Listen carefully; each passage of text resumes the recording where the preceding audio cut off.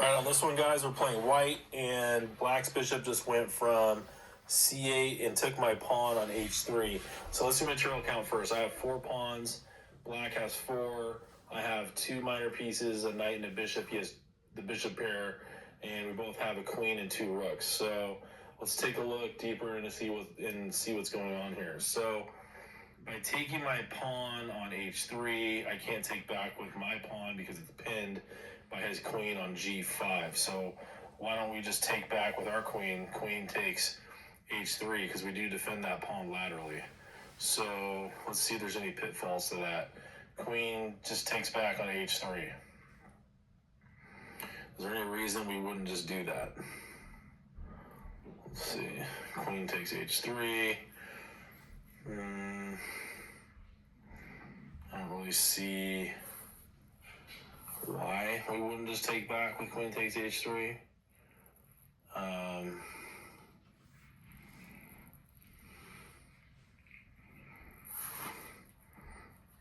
Now we're up a piece, a bishop for a pawn. I don't see a great follow-up for black or anything that's too scary to worry about. I don't see any tactics for black after that. I mean, our rooks defend each other. Our bishop is undefended, so maybe there's some tricks there after we take back on h3. Let's just see if there are. I don't see any double attacks like with his queen or anything, like to attack both my knight and my bishop.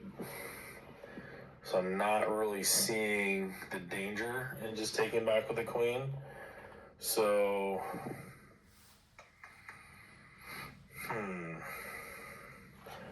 queen takes h3, and then what? I mean, no matter what he does next, we do have the time, it looks like. So I don't see. I'm just going to take back with the queen. Okay, so now black plays rook to f6. So the threat is, I mean, obviously he's attacking my knight, but he's also gaining time because he wants to swing his rook over to h6. So that's the threat.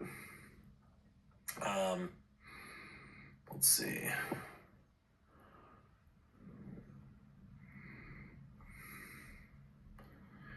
Maybe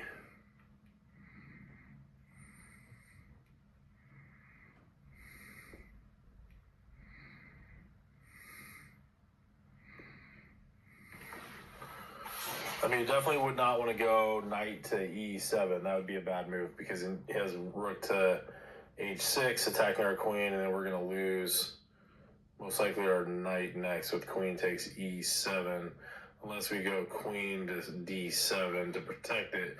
But I don't see any reason to do that because then you're in some serious trouble. Because what the threat is bishop to h2 check, and then we're going to get stuck on h1. King's going to go to h1. And, then he's got all sorts of tactics he can pull off with the bishop moving back and exposing check on our king and then picking up our pieces that are on the dark squares. So, and even in some cases, creating a battery on the H file with his queen, with that rook that'd be on h6, and then we get mated on the H file. So that's what he's threatening. But we're under immediate attack here where we need to move. So, I don't think it's knight e7. I think it's probably more like knight to e5. And then in that case, maybe, rook to h6. And what if we just went like queen to g4? Kind of attacking his bishop and queen and trying to eliminate and simplify the position. We'd probably get bishop to h2 check, and then king to h1 is really bad. And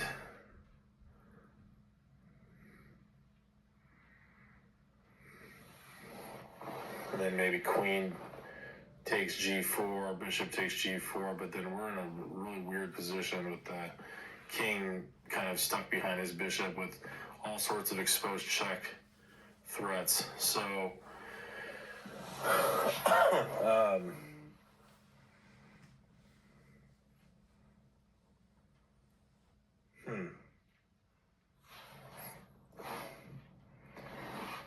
knight to e5, rook to h6.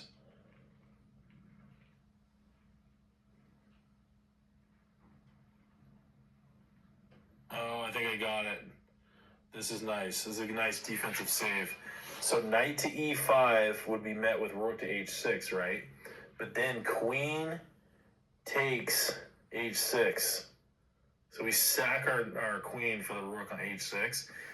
Black takes back, queen takes h6, and then we have a knight fork with knight to f7 check, winning back the queen. So basically we would win the exchange here because we'd get the queen and the rook for a queen and a knight.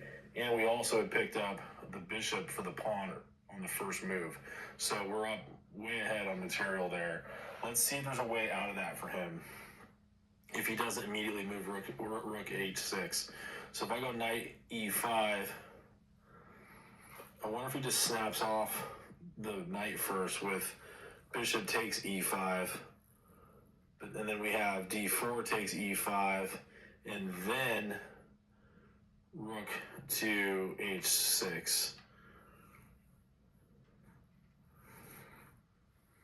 I mean, that is possible, but I mean, we're up for at that point. We're up, the exchange because we won the bishop for the pawn earlier. So I think that's fine. I think the point of this problem is to show how to actually save the position after he moves rook h6. So let me just go through that second line first. Let's go through the first line first and then the second line just to make sure we're correct on this. So after rook to f6 in this line, I have knight to e5, which now he could move rook to h6, threatening the bishop to h2 check idea down the h file. But instead of running away or defending, we just take back on h6. Queen takes h6, queen takes h6, and even if he takes with a pawn, he still gets forked on f7 because knight to f7 check is coming. So queen takes h6, queen takes h6, knight to f7 check, king g8, knight takes h6. We win the exchange here. So let's say he doesn't go down that path and I go knight e5 and he tries to take off my knight with bishop takes e5. Well, then we have d4 takes e5, and then he goes rook to h6, and then we just move bishop to g4.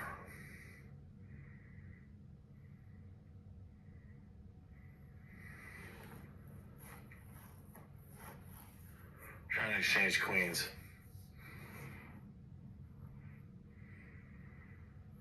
I think that's it, guys. Because in that scenario, we're up the exchange for picking up the bishop earlier. So he wins back. So basically what happens is he wins 2 pawns for a bishop, and then we're up a piece. We're up a bishop for the 2 pawns. So I'm going to move...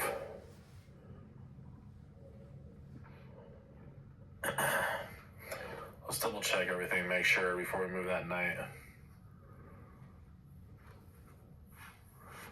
think that looks pretty good. I'm gonna go knight e5. Yep, that's it.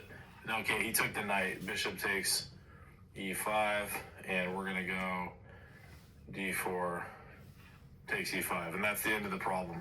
So that's a 2101 rated problem at only a 48.1% pass rate. I can see why. You have to see the knight fork idea in order to get this correct for the right reasons. All right, moving on to the next.